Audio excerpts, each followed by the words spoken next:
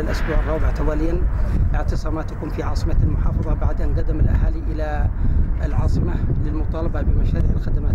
ماذا تود أن تقول؟ أول شيء بسم الله الرحمن الرحيم. نحن لنا الأسبوع الرابع على التوالي منذ نصبنا هذه الخيمة في هذا المقر أمام مبنى المحافظة بعد يأسنا الشديد الذي لم يوفوا السلطة المحلية عندنا بالمحافظة بوعودهم الكاذبة التي لها طوال السنين وهم يوعدون ولن يوفوا بوعدهم.